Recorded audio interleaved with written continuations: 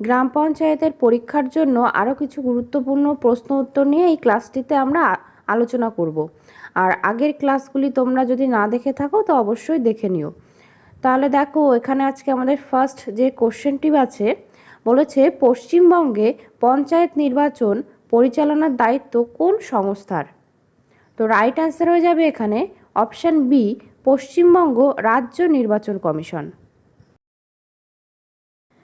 Next question number 2, একজন রাজ্যসভার সদস্যের পদে থাকার মেয়াদ। অপশান এ 4 বছর, বি 5 বছর, সি 6 বছর, ডি 8 বছর। রাইট অ্যান্সার হয়ে যাবে অপশান সি 6 বছর। এখানে আরেকটা জিনিস জেনে রাখবে যে আমাদের ভারতের যে সংসদ সেটা কিন্তু দুটো কক্ষ বিশিষ্ট, একটি হচ্ছে উচ্চকক্ষ আর একটি হচ্ছে নিম্নকক্ষ।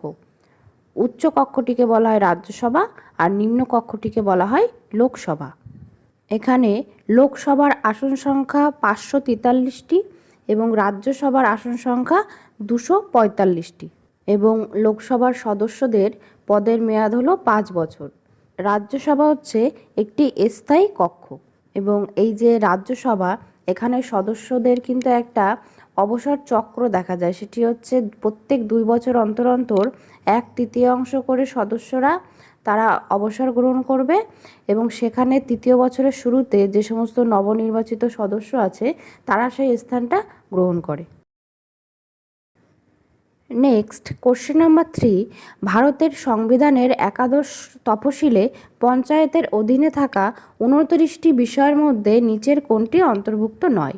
অপশান এ সামাজিক বনায়ন, বি গ্রামীণ আবাসন, সি পুলিশ প্রশাসন, ডি ক্ষুদ্র সেচ ও জল ব্যবস্থাপনা। রাইট অ্যান্সার হয়ে যাবে অপশান সি পুলিশ প্রশাসন। কোশ্চেন নাম্বার 4, পঞ্চায়েত ব্যবস্থায় সামাজিক নিরীক্ষা সোশ্যাল অডিট মূলত কোন বিষয়ে গুরুত্ব দেয়? অপশান এ সরকারি প্রকল্পের বাস্তবায়ন ও স্বচ্ছতা, বি আদালতের বিচার কার্যক্রম, সি পুলিশ প্রশাসন, ডি রাজস্ব আদায়।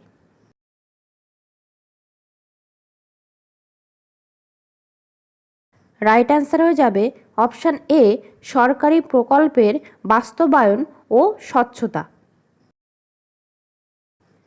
কোশ্চেন নাম্বার 5, নিম্নলিখিত কোন গুপ্ত শাসক বিক্রমাদিত্য রূপে পরিচিত? Option A Samudragupta, B Skandagupta, C প্রথম চন্দ্রগুপ্ত, ডি দ্বিতীয় চন্দ্রগুপ্ত। রাইট অ্যান্সার হবে অপশান ডি দ্বিতীয় চন্দ্রগুপ্ত এবং ভারতের নেপোলিয়ন বলা হয় সমুদ্রগুপ্তকে। আর স্কন্দগুপ্ত কিন্তু বিখ্যাত যে বিধ্বংসী হুন আক্রমণ সেটি প্রতিহত করেছিল।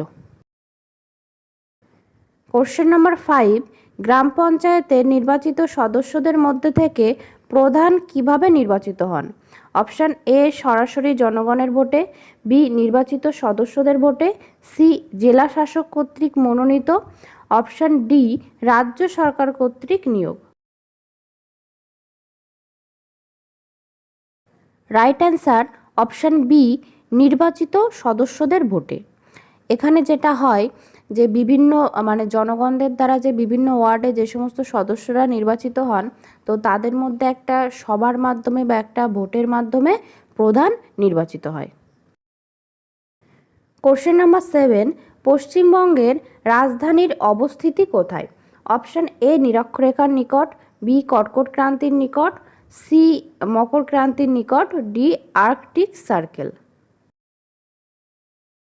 তাহলে এখানে দেখো, আমরা যদি কোশ্চেনটা একটু বুঝে নিই তো বলেছে দেখো পশ্চিমবঙ্গের রাজধানীর অবস্থিতি, রাজধানী মানে কলকাতা, তাহলে কলকাতার অবস্থানটা আমাকে দেখতে হবে। তো কলকাতার যদি আমরা অক্ষাংশগত অবস্থান দেখি সেটি দেখব 22 ডিগ্রি 34 মিনিট উত্তর।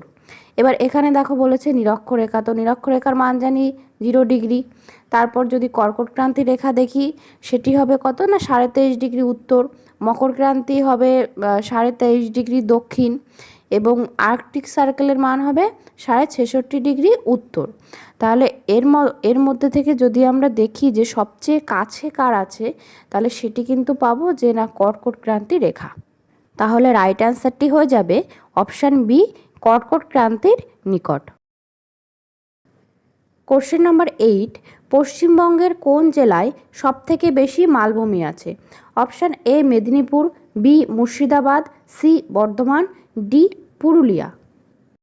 এই ক্লাসগুলিতে আমি তোমাদের জন্য যে কোশ্চেন আনসারগুলো নিয়ে আসছি সেগুলি তোমাদের জন্য ভেরি ভেরি ইম্পর্টেন্ট। তো তোমরা অবশ্যই ক্লাসটিকে শেয়ার করে দিও আর ভালো লাগলে লাইক করো। এবং এর আগের যে ক্লাসগুলি আমি করিয়েছি গ্রাম পঞ্চায়েতের উপর, তোমরা যারা সেই ক্লাসগুলি মিস করে গেছো তারা এই ক্লাসটি শেষ হলে প্লে লিস্ট থেকে সেই ক্লাসগুলি দেখে নিও। এখানে রাইট অ্যান্সার হয়ে যাবে অপশান ডি, পুরুলিয়া। এই যে পুরুলিয়া জেলা, এটি হচ্ছে ছোটনাগপুর মালভূমি অঞ্চলের অন্তর্গত এবং এখানকার যে ভূমিভাগ সেটা ঢেউ খেলানো হয়। আর অযোধ্যা পাহাড়ের মতো কিছু কিছু ছোট ছোট অবশিষ্ট যে সমস্ত পাহাড়ের অংশ সেগুলো কিন্তু এখানে দেখতে পাওয়া যায়।